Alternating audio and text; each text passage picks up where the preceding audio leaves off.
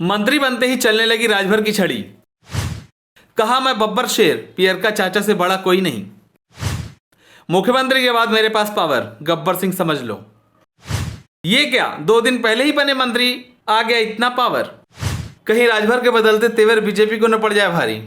चलिए आपको बताते हैं राजभर ने आगे क्या कुछ कहा। राजनीति में अपने अनोखे अंदाज और बड़बोले बयान के लिए हमेशा चर्चा में रहने वाले ओम प्रकाश राजभर अब योगी मंत्रिमंडल के कैबिनेट मंत्री बन गए हैं। वहीं मंत्री बनते ही ओम प्रकाश राजभर के तेवर गर्म नजर आ रहे हैं। इतना ही नहीं, ओपी राजभर खुद को गब्बर सिंह बताया और खुद की तुलना सीएम योगी तक से कर डाली। आपको बता दें कि ओपी राजभर का यह बयान सोशल मीडिया पर खूब तेजी से वायरल हो रहा है।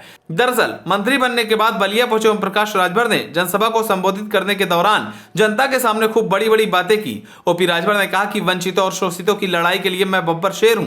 सपा और कांग्रेस पर जोरदार हमला बोलते हुए उन्होंने कहा कि जिन लोगों ने पिछड़ों, वंचितों, शोषितों और मुसलमानों का हक लूटा और प्रदेश में गुंडा राज कायम किया, गुंडा राज और गुंडई करने वालों को मैं कहता हूं कि मैं अब मंत्री बन चुका हूं। अगर वंचित और शोषितों को आंख दिखाओगे तो हम गब्बर बनकर आएंगे। राजभर ने कहा कि गरीबों की सेवा करना ही मेरा उद्देश्य है, ना कि धन कमाना। गीता में कहा गया है कि गरीबों की सेवा ईश्वर की सेवा से बड़ी होती है। उन्होंने आगे कहा कि दरोगा, डीएम, एसपी में पावर नहीं है कि फोन लगाकर पूछे कि मंत्री ने लोगों को भेजा है या नहीं।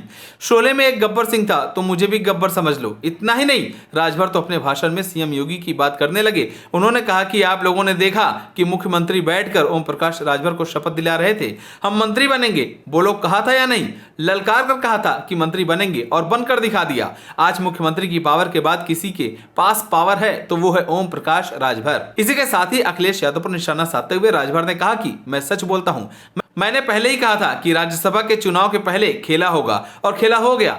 राजभर ने एक बड़ा खुलासा करते हुए दावा किया कि एक और खेल होने वाला है। अपने डायलॉग को फिर से दोहराते हुए उन्होंने कहा कि विपक्षियों ने ठाना है नरेंद्र मोदी को प्रधानमंत्री बनाना है और कोई सट के बनाएगा तो कोई हट के।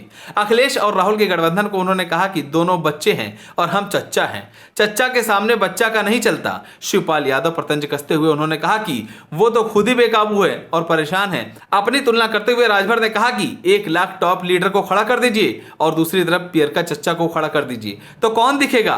वहीं स्वामी प्रसाद मौर्य पर तंज कसते हुए उन्होंने कहा कि वह समाजवादी पार्टी को जब तक रसातल में नहीं ले जाएंगे तब तक नहीं हटेंगे। आपने देखा कि 8 लोगों को उन्होंने रसातल में पहुंचा दिया और खुद हट गए, अब दवाई कर रहे हैं। इंडिया गठबंधन के नेताओं द्वारा भारत विरोधी बयान दिए जाने पर उन्होंने कहा कि ये वो लोग हैं जो बाबा साहब अम्बेडकर के संविधान को नहीं मानते।